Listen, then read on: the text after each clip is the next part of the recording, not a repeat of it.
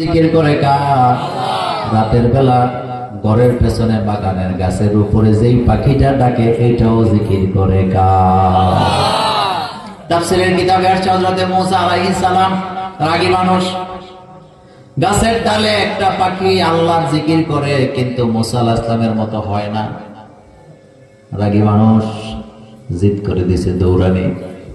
আল্লাহ পাক মুসাকে বলতেছে, মুসা তোমারে আমি দায়িত্ব দিছি আমার বান্দাদেরকে, গোলামদেরকে আমার থেকে দূরে করার জন্য না কাছে আনার জন্য? আল্লাহ মুসা আলাইহিস সালামকে আল্লাহ কাছে আনার জন্য। আল্লাহ বলেন তাইলে তুমি পাখিটাকে খেদায় দিলা কে? মুসাকে আল্লাহ তো ঠিক করে আপনার নাম জিকির করে না। আল্লাহ বলেন এটাই আমার পছন্দ, আমি তার ভাষা বুঝি, আমি তার ভাষা বুঝি, আমি তার কথা বুঝি, আমি তার কথা শুনি। আমি আলেম ওলামাকে বলবো, খবরদার কোন মানুষকে কোনোদিন এভাবে ধমকি দিয়ে কইেন না তোমার ওযু হয় না, তোমার নামাজ হয় না, তোমার জিকির হয় না, এভাবে বইলেন না। রাসূলুল্লাহর নাতি হযরত ইমাম হুসাইন ওযু করতেছে, মনোযোগ আছে? রাসূলুল্লাহর নাতি ইমাম হুসাইন ওযু করতেছে, পাশে আরেকটা লোক ওযু করতেছে। ইমাম হুসাইন রাদিয়াল্লাহু তাআলা আনহু দেখলেন তার ওযুটা হয় নাই। ইমাম হুসাইন তো নিজের পরিচয় দিয়ে বলতে পারতো তোমার ওযু হয় না, কি ওযু করো এটা বলে নাই। ইমাম হুসাইন বলতেছে, ভাই তুমি ওযু করলা, আমিও তো ওযু করলাম, কিন্তু তোমার ওযু আমার ওযু তো মিলে না। কথার মধ্যে কত মধু, বুঝছেন? কথা কৌশল আছে নি? এটাকে হিকমা বলে। এটাকে কি বলে? ইমাম হুসাইন বলতে পারতেন, এই বেটা আমি মুহাম্মদ সাল্লাল্লাহু আলাইহি ওয়াসাল্লামের নাতি। ইমাম হুসাইন বলছে, এই বেটা কি ওযু করো, ওযু হয় না বেটা, পারতো নি? না, তিনি বলতেছে, ভাই তুমি ওযু করলা, আমিও, কিন্তু আমার সাথে তো তোমার ওযু মিলে না। ভাই আমি ওযুটা করি, তুমি একটু দেখো তো। দেখছেন কি ব্যবহার? ইমাম হুসাইন ওযু করতেছে, লোকটা তাকায় তাকায় দেখে এক পর্যায়ে হাত ধরে রাখে, হুজুর আমি বুঝে গেছি আমারটাই হয় নাই। সুবহানাল্লাহ। কথার মধ্যে কৌশল আসেনি, কৌশল করে কথা বলতে হবে। এটা কার শিক্ষা? হযরত মুসা নবীকে আল্লাহ বলছে, কুলা লাহু কাউলান লাইয়িনা, দাওয়াত দিতে যায় গালাগালি করো না, মিষ্টি মিষ্টি কথা কইও, তাইলে তোমার দাওয়াত লোকেরা কবুল করবে, নতুবা তারা আল্লাহর ভয় তাদের হৃদয়ে জাগ্রত হয়ে যাবে। দেবীদের থেকে বাসে উঠছেন লোকাল, কুমিল্লা যাবেন, দাঁড়ায় রয়েছেন, সিট পান নাই। সন্ধ্যার পরে হঠাৎ আপনার পাঞ্জাবির মধ্যে এক চোরা বেড়ায় হাত দিছে। হাতটা দিতে দিতে যদি আপনি দুইটা কোন চোর ধরছি, তো চোর কিন্তু একা নাই, তার সাথে আরো গ্রুপ আছে নি? মার কি চোরা খাইব না আপনি খাইবেন? হ্যাঁ, আপনি খাইবেন। আপনি যদি করে চোর ধরছি, তাইলে মায়ের আপনি খাইবেন, তার লগে ঠিক হবে। ভালা মানুষ নিয়ে এখন হজ করে আইছে, তো তুমি কি চোর কাউ? এটা আমাদের লোক, সাথের লোক নিয়ে তো পকেটে আরো ভুলে দিছে। কিন্তু পকেটে যখন হাত দিছে, আপনি যদি হাতটা ধরে কোন ভাই পকেট তো তোমারও আছে আমারও আছে, কিন্তু হাতটা কিন্তু যে দিছো এটা পকেটটা কিন্তু আমার। কথা পার্থক্য আছে? হাতটা যে দিছো পকেটটা, এবার হাতে ভয় পাইব নি? কেন পাইছে? কারণ আপনি হক কথা বলছেন।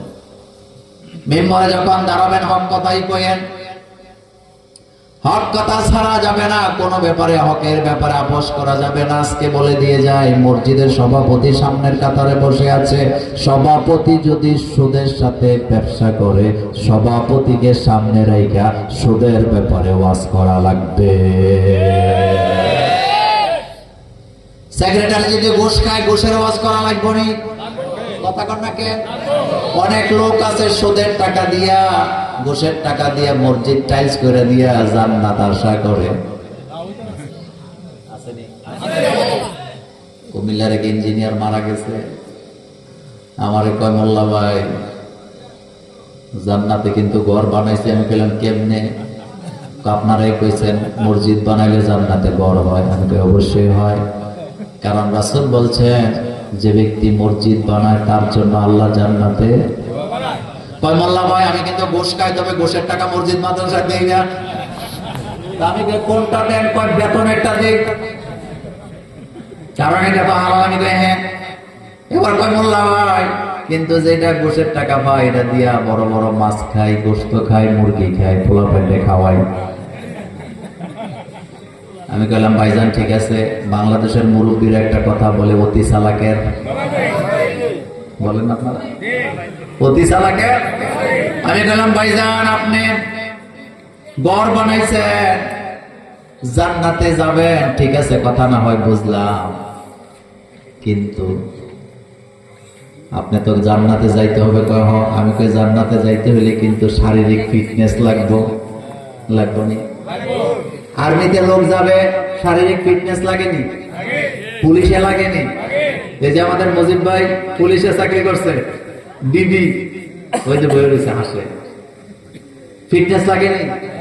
আমি বললাম ভাইজান গোশের টাকা দিয়া মাছ খাইছেন, মুরগি খাইছেন, রক্ত মাংস বাড়াইছেন, এই শরীর কিন্তু জান্নাতে যাওয়ার জন্য আনফিট। কারণ আল্লাহ নবী বলছেন লা ইয়াদখুলুল জান্নাতা জাসাদুন গুযিয়া বিল হারাম, যে শরীরের রক্ত মাংস তৈরি হয় হারাম খাদ্য দিয়া, এই শরীর আল্লাহর জান্নাতে যেতে পারবে না, এটা আনফিট।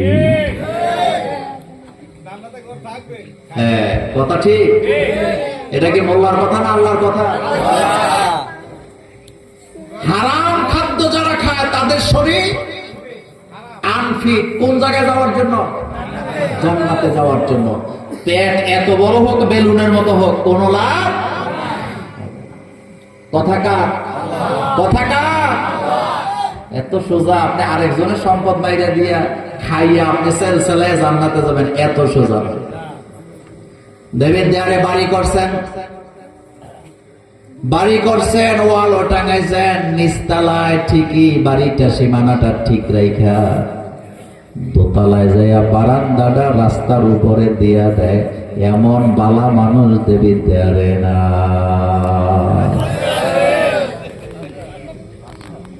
নিচতলায় ঠিক, নিচতলায় তো উপরে যাইয়া 2 নম্বরে আসেনি? কথা কন না কেন? আসেনি? তোর আব্বার জায়গার মধ্যে বারান্দা দিছ।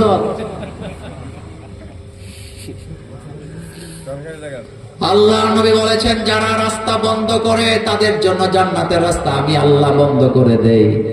আল্লাহ নবী বলেছেন যারা মানুষের জন্য রাস্তা খুলে দেয় আল্লাহ তাদের জন্য জান্নাতের রাস্তা খুলে দেয়। বুখারী হাদিসে আল্লাহ নবী বলেছেন যারা মানুষের জন্য রাস্তা খুলে দেয় তাদের জন্য আল্লাহ জান্নাতের রাস্তা খুলে দেয়, আর যারা মানুষের রাস্তা বন্ধ করে দেয় আল্লাহ তাদের জন্য জান্নাতের রাস্তা বন্ধ করে দেয়। শহর বাড়ি করতে আইছে, লাশটা বাড়ি করার মতো এতটুকু রাস্তা দেয় না, এমন ছোট লোক আমাদের দেবীর দ্বারে আছে না? তুমি ছোট লোক নিয়া, তুমি এই জমিন নিয়ে রাস্তা নিয়ে আল্লাহর জাতের কসম কবরে যেতে পারবে না। পারবেন? আপনার পাশের বাড়ির লোকটা একটা লাশ নিয়ে আইবো, এই সুযোগটাও আবার সর্দারে মাথা বুড়ি দেখ আমি 3 বার উমরা করেছি, তো তুমি উমরা করছো তাতে আল্লাহ কি হয়েছে নিয়ে? আবু জাহেল আবু লাহাব বসায় বারা সকালে একবার তওয়াফ করে কাবা ঘর, বিকালে একবার করে, তো এটি কি জান্নাতি হয়ে গেছে নাকি? আপনি তো তওয়াফ করেন এই যে পাঞ্জাবি পইরা, টুপি পইরা, কাপড় চোপড় পইরা, আর মুশরিকটা তওয়াফ করছে ল্যাংটা হইয়া। এতে যুক্তি দেখি জানেন? কয় কাপড়ের মধ্যে টপ লাগিয়ে গেছে, এই জন্য আল্লাহর কাছ থেকে যেমনি এসে হেমনি আমি আল্লাহর কথা তওয়াফ করি। তো সেলসেলে জান্নাতে চলে গেছে নাকি? প্রতিবার দেখো কাবা ঘর ধরে দোয়া করে, তো কাবা ঘর ধরে তো আপনি হারাম টাকা দিয়ে উমরা করছেন, আরেকজনের জায়গা দখল করে রাখছেন, 10 বার আপনার আমি নাই না মাপাইছে, আপনার 1 বিঘত জায়গা ছাড়েন নাই, 50 বার উমরা করলেও জান্নাত খুঁজে পাওয়া যাবে না। রাগ করতেছেন? আবার কালকে কইবেন মোল্লা ভাই যেন আর এলাকায় এতে না হয়। আরে বাপরে, আপনি পাবলিসিটি করে 10 বার উমরা করছি, 60 বার হজ করছি, অথচ উনি আরেকজনের জায়গা দখল করে রাখছে, আসেনি? আরেকজনের রাস্তা বন্ধ করে রাখছে, আসেনি? কত ফন্ডি আল্লাহরে ফাঁকি দেয়, আছে? আল্লাহকে ফাঁকি দেওয়া যেন আল্লাহ বলছেন যত কায়দা করো না কেন সব কায়দার খবর আমার কাছে আছে। আল্লাহ পাক বলছেন ইন্নাহুম ইয়াকিদুনা কাইদা ওয়া আকিদু কাইদা ফামাহিলিল। কাফিরিনা আমহিলহুম রুয়াইদা। যত চালাকি করো সব চালাকের খবর কার কাছে? আল্লাহর সাথে বাটপারি করা যায় না। নিজের বাড়ির পানি আরেকজনের বাড়িতে বালায় আসেনি? কথা বলেন। দেওয়াল করার সময় ইটের গাঁথনিটা আরেকজনের দিকে যদি 1 ইঞ্চিও যায়, আল্লাহ নবী বুখারীতে বলেছেন এই 1 ইঞ্চি মাটিকে 7 ইঞ্চি বানায় আল্লাহ কাঁধে হাসরে উঠাবে। কেউ যদি কারো 1 বিঘত জায়গা দখল করে 7 গুণ করে আল্লাহ তার কাঁধে উঠায় দিবে। নবীজি বলেছেন কেউ যদি কারো 1 হাত জায়গা দখল করে 7 হাত বানায়া কাঁধে উঠায়া দিবে। আল্লাহ ক্ষমতা আছে কি? আছে। আল্লাহ নবী বলেছেন কাদের মধ্যে জমি নিয়ে উঠা লাগবে। 1 তকবা জমি যদি কেউ দখল করে 7 তকবা জমি নিয়ে দাঁড়াতে হবে। দেওয়াল নিয়ে দাঁড়াইবো কেউ, কেউ গাছ নিয়ে দাঁড়াবে, কেউ রাস্তা নিয়ে দাঁড়াবে, কেউ ব্রিজ নিয়ে দাঁড়াবে। আর আমার দেশে যারা কন্ট্রাক্টরি করে, নেতা হয়, মন্ত্রী হয়, ইঞ্জিনিয়ার হয়, বাজেট পাস করে, তাদের কাদের মধ্যে মাঝে মধ্যে ইট খোলাও কথা কোন দেখে কি পাইব? একটা রাস্তায় 30 কোটি বাজেট দিলে একটা রাস্তায় 30 কোটি। সত্যি করে বলেন হয়? আপনাদের দেবীদ্বারে বোধ হয় A to Z সব এখন বোধ হয় চুরি নেই। ডক্টর ইউনূসের সরকার যখন ক্ষমতায় এসে খুব তামতম দেখাইছে এয়ারপোর্টে আর দুর্নীতি চলবে না। যারা প্রবাসী তারা কষ্ট করে টাকা কামাই করায় তাদেরকে ভিআইপি দিয়ে মর্যাদা দিয়ে দেব। এখন ইউনূসও ঘুমাইছে, লগেরটিও ঘুমাইছে। কথা কি সত্য?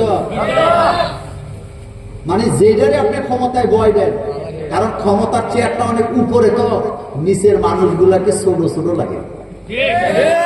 আমি একবার সৌদি আরব থেকে আইতেছি, দিনের বেলা ফ্লাইটে, আমার সাথে লিটন মোল্লা আছিল। তো জানালা দিয়ে নিচের দিকে চাইয়া দেখি জাহাজ গুলা এর দূরে দূর দেখা যায়। আরব সাগরের উপর দিয়ে যখন আসে, তারপরে আপনার কি বলে, এরপরে নিজের খুব বড় বড় মনে হয় যে কত উপরে উঠে গেছি। সেম কন্ডিশন, যারে আপনি ক্ষমতায় বসাবেন এই চেয়ারটা বড় খারাপ। আপনি বলেন তো, যারা এই দেশটারে টিকে রাখছে বিদেশিরা, কথা ঠিক না? বিশ্বাস করেন এই দেশে মসজিদ, মাদ্রাসা, কবরস্থান, মাহফিল এগুলা প্রবাসীদের জমানো টাকা দিয়া হয়। যেটা বেতন পায় এটা পরিবারের দেয়। এলাকায় মাহফিল হবে, মসজিদ হবে, কবরস্থান পাকা হবে, শুনলে প্রবাসীরা টিফিনের টাকাটা জমায়া বাংলাদেশে পাঠায়। আর এরা যখন বাংলাদেশে আসে, এয়ারপোর্টে আসার পরে লাঞ্ছনা বঞ্চনা দিয়া আপনার কি বলে, এটা কি কাটে, লাগেজ কাইটা চোরের গোষ্ঠীরা এয়ারপোর্টে চোর কতগুলো বসাইছে, লাগেজ কাইটা প্রবাসীদেরকে কষ্ট দেয়। যারা আমার প্রবাসী ভাইদেরকে এয়ারপোর্টে কষ্ট দেয়, তাদের সম্পদ চুরি করে, তারা বাবা মার বৈধ সন্তান হতে পারে না। এগুলার চাকরি দিয়ে রাখছে কতগুলো চোরের। আমি একবার নেপাল কি বলে ভুটান থেকে আসতেছিলাম, ঢাকা এয়ারপোর্টে নামছি, আমার সাথে রফিকুল আফসারি ছিল। এয়ারপোর্টে আসছি, পরে পেছন থেকে একটা আইসা আমার ব্যাগ দিয়ে টান মাইরা সিটটা খুলে গেছে। তো রফিকুল আফসারি আমার সাথে আছে, ও তো একবারে ঢাকায় আছে। পেছন থেকে একজন অফিসার, উনি বোধহয় আমাকে চিনছে, উনি দৌড়ে আসছে, আইসা ওরে বলতেছে তুই ওনার ব্যাগ ধরলি কেন? তো এয়ারপোর্টে অনেকগুলো বাহিনী থাকে না, উনি বলতেছে তুই ওনার ব্যাগ ধরলি কেন, তুই ওনারে চিনস? কয় না স্যার চিনি না। কয় হ্যাঁ তোর আব্বা, তুই যে ব্যাগ টান দিস এটা কালকে মাহফিলে করবি, পরে তুইও বিপদে পড়বি, আমরাও বিপদে পড়বো। কয় স্যার আমি তো চিনি নেই। এরকম আছে নি? ঢাকা গাজীপুর থেকে মাহফিল করে আইতেছি গত বছর। তো পুলিশ আর আর্মি মিললে গাড়ি করছে। ওই দিন রোবেলকে ছুটি দিছি, গাড়ি চালায় লিটনে, কিন্তু এটার ইয়া নাই, কি লাইসেন্স নাই, কি নাই, এতদিন গাড়ি চেক করে না, আজকে হ্যাঁ লাইসেন্স নাই, গাড়ি চালাইছে, আজকে গাড়ি ধরছে জেনে বাঘের ভয়। তো গাড়ি ধরছে পরে আর্মির যারা ছিল তারাও আমারে চিনছে, পুলিশের লোকেরাও চিনছে। চিন্তা পুলিশের লোক প্রথমে স্যালেন্ডার করছে, হুজুর আমি যদি ধরতাম আমি ছেড়ে দিতাম, কিন্তু ধরছে তো আর্মি অফিসারও লগে আছে, আপনি একটু স্যারের লগে কথা কন, তাইলে আপনারা ছেড়ে দিব, নাহলে আর কোনো উপায় নেই। তা আমি যাই একদম সহজ সরল, আমরা হুজুরে কি দুর্নীতি করি?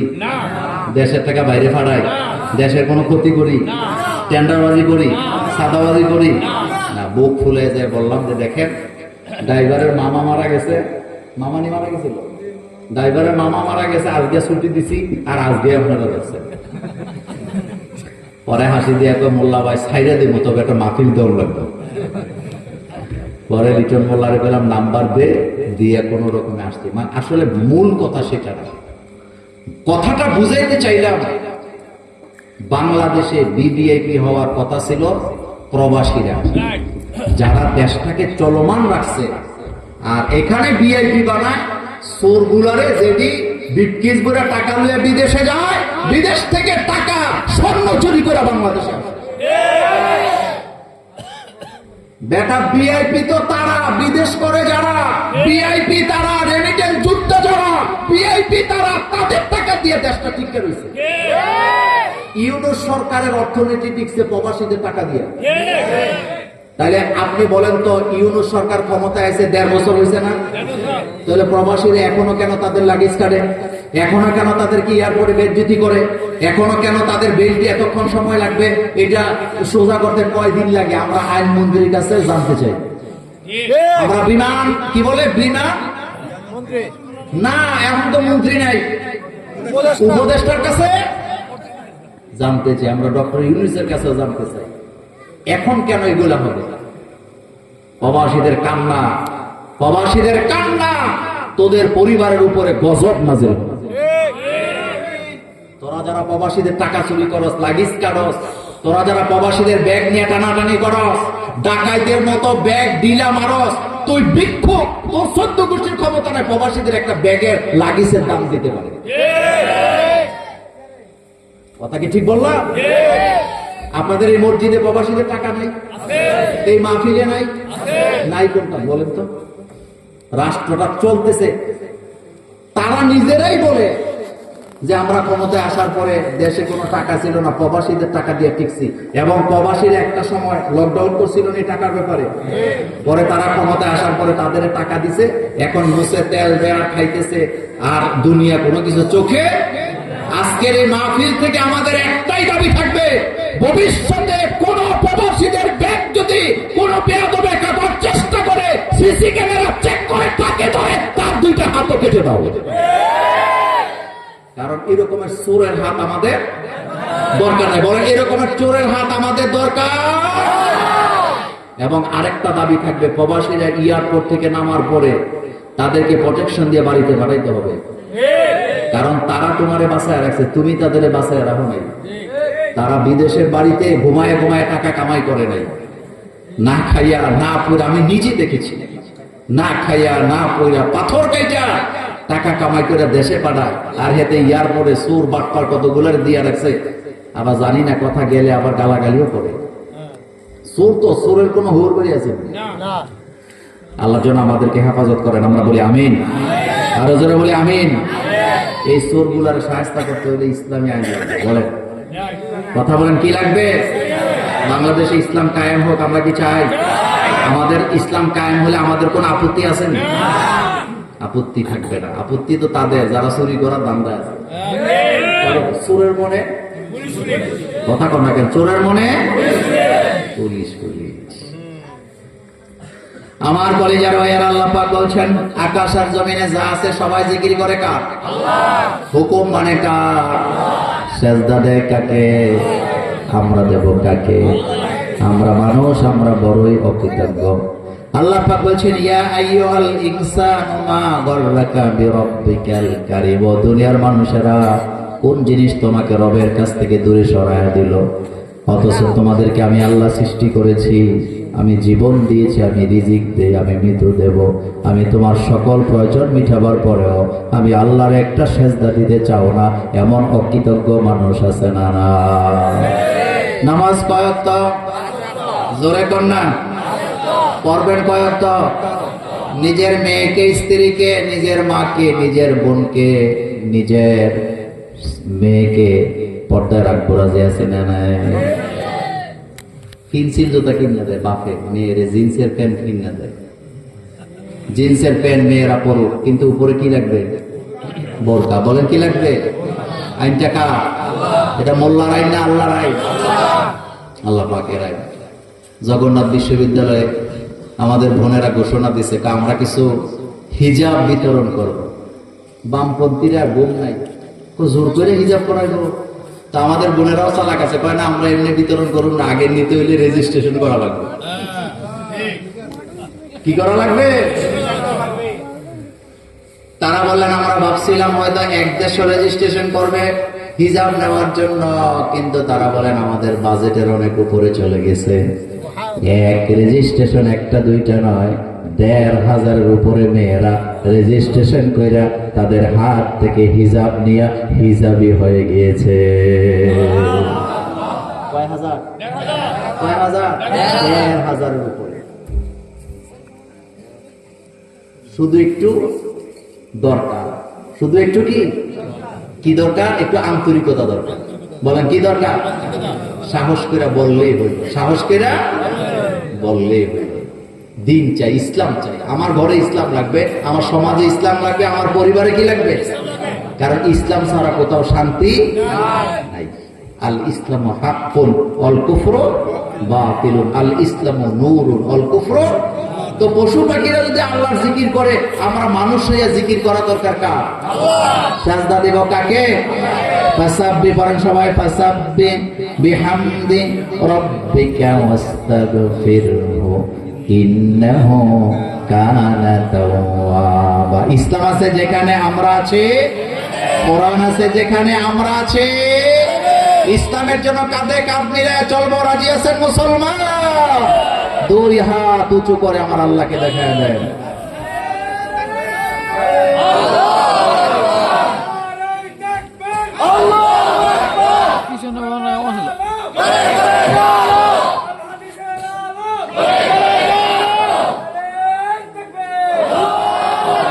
আল্লাহ যেন কবুল করেন, আমরা বলি আমিন। আল্লাহুম্মা সাল্লি আলা সাইয়্যিদিনা মুহাম্মাদিন নাবিয়্যিল উম্মিয়্যি ওয়া আলিহি ওয়া সাহবিহি আজমাইন। আল্লাহুম্মা আমিন। ربنا ظلمنا أنفسنا وإن لم تغفر لنا وترحمنا لنكونن من الخاسرين. ربنا لا تزغ قلوبنا بعد إذ هديتنا وهب لنا من لدنك رحمة إنك أنت الوهاب. আল্লাহ তাআলা বারেরা পশ্চিম পাড়া চাঁদগাজী বাড়ি এলাহি জামি মসজিদের উদ্যোগে ষষ্ঠ বার্ষিক তাফসীরুল কোরআনের মাহফিল শেষ করে সূরাতুল জুমা থেকে কথা বলে তোমার দরবারে হাত তুলেছি। মেহেরবানি করে কোরআনের মাহফিল কবুল করে নাও। আমাদের দোয়া দুরূদ ও সালাম সোনার মদিনায় নবী পাকের রওজা মুবারকে পৌঁছায় দাও। तमाम পৃথিবীর মাটির নিচে আম্বিয়া কেরাম, সাহাবায়ে কেরাম, শুহাদায়ে কেরাম, সিদ্দিকিন, সালিহিন, কাবেরিন, আল্লাহ যারা কবরে চলে গেছে তাদের আল্লাহর পরে পৌঁছায় দাও। আয় আল্লাহ, আমাদের দাদা দাদি, নানা নানি, দাদার বংশ, দাদির বংশ, নানার বংশ, নানির বংশ থেকে যারা কবরে চলে গেছে কবরের আযাব মাফ করে দাও। আয় আল্লাহ, যাদের আব্বা আম্মা দুনিয়াতে বেঁচে নাই, আমার মতো যারা মা বাবা হারিয়েছে, আমি আমার মাকে হারাইছি 27 বছর চলে, আব্বারে হারাইছি 25 বছর চলে। আল্লাহ, আব্বা আম্মা কি হালাতে আছে কবরে জানি না। আমার মতো যাদের আব্বা আম্মা কবরে চলে গেছে, আল্লাহ কবর জান্নাত বানায়া দাও। রব্বিরহামহুমা কামা রব্বায়ানি সগীরা।